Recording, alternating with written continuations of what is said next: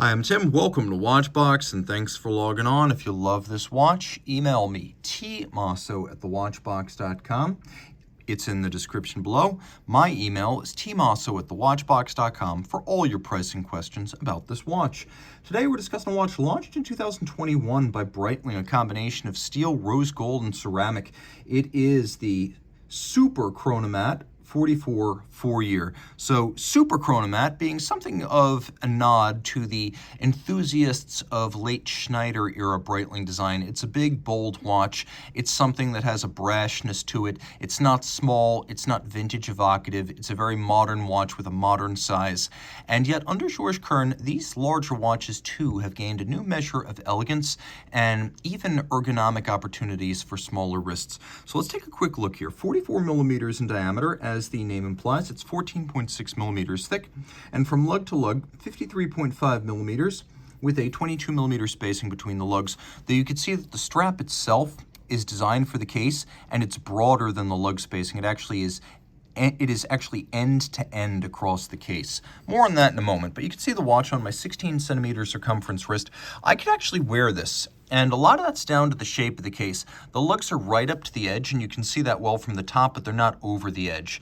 And given the size of my arm and the size of my hand, actually, this watch wears just fine. I could wear this on a 16 centimeter circumference wrist, which is what I have.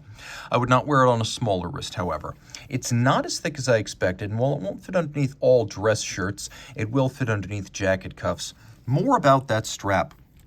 Here you can see that the strap is inspired by the Breitling Rouleau bracelet, which was a classic during the 80s, resurrected recently on Breitling Chronomat models. But you can also see that it has a unusual embossed textile pattern, so it might appear as though it's textile, but it is all rubber. And then it is a full-width strap designed to create an integrated look. So instead of just having a strap that's as wide as the spacing between the lugs, this actually moves to the exterior terminus of each lug. So we have what appears to be almost integration of strap and case. Now we have a buckle here. It's twin trigger release, so press both to release and open it. Thick gauge steel, single swing arm, externally a combination of polish and satin. And the case itself is somewhere between a round case and a tonneau. You can see it has lugs blended into the case band, longitudinal satin finish on the profile of the case. We have longitudinal satin finish on the hoods of the lugs as well. There's a bevel that runs from the lugs through the mid case to the other side, wall-to-wall beveling. You can see that the caps of the chronograph pushers, as well as the shoulder of the crown, scratch-resistant ceramic. These are screw downs right here, and the watch is 100 meters water resistant.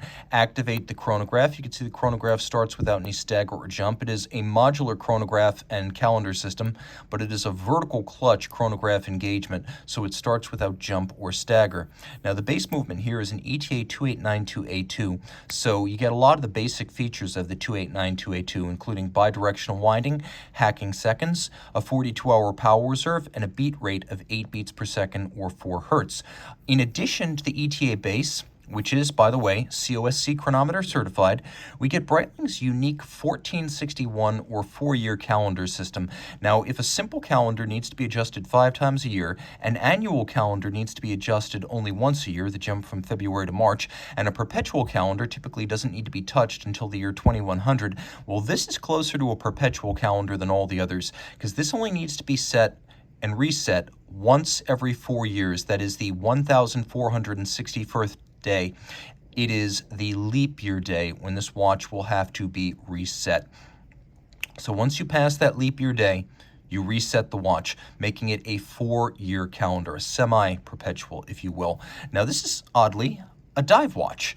Although the Chronomat has aviation roots, and of course the primary function here is a perpetual calendar system, we have a watch with a 120-click unidirectional rotating dive bezel that has a luminescent pearl, rider tabs to make it easier to grip with sweaty or gloved hands, and you can line this 60-minute count-up bezel against the minute hand, and now you count up. You can time 2 events concurrently with the chronograph as well as the bezel. Let's take a quick look. You can see there is no shortage of luminescence, a brightly loomed dial, and a brightly loomed bezel, as we have the bezel pearl, yes, but unlike many dive bezels, we also have the quarters loomed, so we can more easily estimate the elapsed time in the dark. And of course, because of the ceramic inserts, very scratch tolerant with rose gold accents, note that this is what's called a captive bezel, a bezel where it's actually held on using screws rather than snapped on and perhaps inadvertently snapped off. This is a bezel that must be disassembled and dismantled to be removed. So even if you hit it hard, it's not going to snap off the way a Rolex, Omega, or a Tag bezel will. We've got a lot going on the dial. We've actually got our chronograph functions, including chronograph hours. We've got our constant seconds. We've got the day. We've got the date. We've got the month. We've got the moon phase. A lot going on, and there's a flange outboard with a tachymeter, which you can use with the chronograph seconds hand to gauge the speed of, for example, a race car over a kilometer. Now you see there are rose gold chapterings for each of the sub-registers, and the watch has a very handsome and appealing cruciform symmetry, so cut it top to bottom or side to side, and you find that you will have a symmetrical cut both different ways.